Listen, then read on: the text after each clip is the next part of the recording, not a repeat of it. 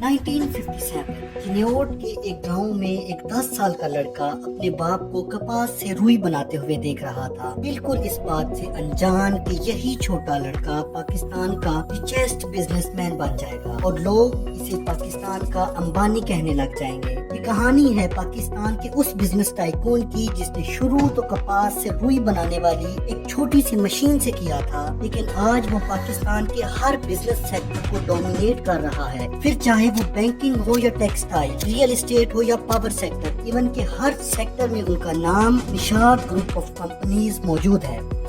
ये कहानी है पाकिस्तान के सेकंड रिचेस्ट और पाकिस्तान के अंबानी कहे जाने वाले बिजनेसमैन मियां मोहम्मद मंशा की। मियां मोहम्मद मंशा 1 दिसंबर 1947 को चिन्योट में पैदा हुए। उनकी फैमिली ओरिजिनली कोलकाता से माइग्रेट करके आई थी। पार्टीशन के बाद पहले वो चिन्योट में शिफ्ट हुए, लेकिन कुछ अर्सा बाद वो माइग्रेट करके लाहौर चले गए। उनके फादर ने कॉटन जाइनिंग का एक स्मॉल बिजनेस स्टार्ट किया। बचपन में मियां मंशा बहुत इंट्रोवर्ट और शाय नेचर के थे, लेकिन उनके अंदर एक चीज बहुत स्ट्रॉन्ग थी और वो था उनका बिजनेस माइंड। उनकी फैमिली टेक्सटाइल बिजनेस चला रही थी और मंशा ने अपनी ग्रेजुएशन के बाद 1969 में जब उनके फादर की डेथ हो गई तो 22 साल की एज में अपना छोटा सा फैमिली बिजनेस संभाला और अपना पूरा फोकस इसी कारोबार पर लगा दिया। 1970s में जब पाकिस्तान की इकोनॉमी अनस्टेबल थी, मंशा ने अपने टेक्सटाइल बिजनेस को निशात मिल्स के नाम से एक्सपेंड करना शुरू किया। ये उनका पहला बड़ा स्टेप था, लेकिन ये सफर इतना आसान नहीं था। पॉलिटिकल इंस्टेबिलिटी, नेशनलाइजेशन पॉलिसीज और फाइनेंशियल क्राइसिस जैसे हर्डल्स ने उनकी राहों में बहुत रुकावटें डाली, लेकिन मंशा ने एक गोल्डन प्रिंसिपल को फॉलो किया, रिस्क लो लेकिन कैलकुलेटेड रिस्क। 1980s के दौरान उन्होंने टेक्सटाइल के साथ साथ निशाद ग्रुप को डाइवर्सिफाई करना शुरू किया। फिर आया 1991 का वक्त, तब उन्होंने प्राइवेटाइजेशन के जरिए मुस्लिम कमर्शियल बैंक को एक्वायर किया। ये एक गेम चेंजर था। टेक्सटाइल बिजनेसमैन से बैंकर बनने तक का सफर उन्हें एक नए लेवल पर ले गया।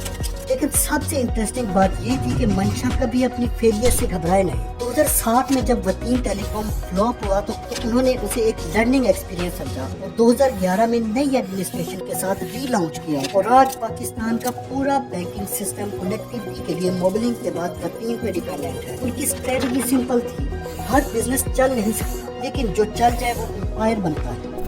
एक दफा मंशा डीजी खान एक विजिट पर थे। वो वहाँ सीमेंट फैक्ट्रीज बिल्ड कर रहे थे, लेकिन सीमेंट प्लांट में लोकल्स ने उन पर फायरिंग की। लोकल ट्राइब्स उनको वहाँ पर डेवलपमेंट से रोक रहे थे, लेकिन मंशा ने वहाँ jobs and medical facilities provide की। इस एग्जाम्पल से उनकी इमोशनल इंटेलिजेंस दिखाई देती है। यही वजह है कि आज मियां मोहम्मद मंशा का नाम पाकिस्तान के टॉप बिलियनर्स में होता है। फोर्ब्स लिस्ट में भी उनका जिक्र हो चुका है। लाहौर से लेकर कराची और दुबई से लेकर लंदन तक उनका बिजनेस एम्पायर फैला हुआ है।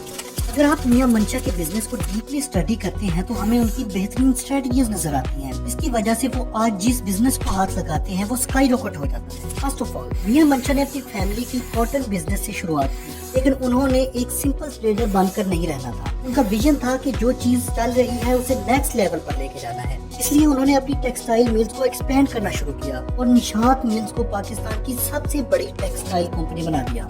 जब टेक्सटाइल कंपनी अपने पीक पर पहुंच चुकी थी, मियां मंशा ने नए रिस्क लिए। उन्होंने डिसाइड किया कि अब उनका नाम सिर्फ कपड़े तक लिमिटेड नहीं होगा, इसीलिए बैंकिंग सेक्टर में एंट्री ली। यहाँ उनकी दूसरी स्ट्रेटजी सामने आती है, कभी अपना एम्पायर सिर्फ एक पिलर पर खड़ा ना करो, हर वक्त नए सेक्टर को एक्सप्लोर करो। मियां मंशा कभी जल्दी सक्सेस के पीछे नहीं भागे। उन्होंने हमेशा लॉन्ग टर्म ग्रोथ को प्रायोरिटाइज किया। टेक्सटाइल से लेकर सीमेंट इंडस्ट्री, फिर बैंकिंग और फिर टेलीकॉम, उनके हर डिसीजन के पीछे एक लंबी सोच थी। वो कहते हैं अगर आज का वक्त मुश्किल है, कल का वक्त जरूर बेहतरीन होगा, बस विजन सही होना चाहिए। एक और खास स्ट्रेटजी जो मियां मंशा को दूसरों से अलग बनाती है, उनका एक्विजिशन स्टाइल। वो नई कंपनीज को शुरू करने की बजाय मौजूदा कंपनीज को खरीद कर उन्हें प्रॉफिटेबल बना देते हैं। और उनकी कहानी हमें ये सिखाती है कि अगर विजन स्ट्रॉन्ग हो और रिस्क लेने का जज्बा हो तो एक कॉटन जाइनिंग मशीन से शुरू करने वाला आदमी भी मल्टी मिलियनेयर बन सकता है। ये थी कहानी मियां मोहम्मद मंशा की, जो एक ऑर्डिनरी इंसान से एक्स्ट्रा ऑर्डिनरी बन गए। आपको क्या लगता है पाकिस्तान का अगली दफा का बिगेस्ट टाइकून कौन होगा? कमेंट में जरूर बताइए।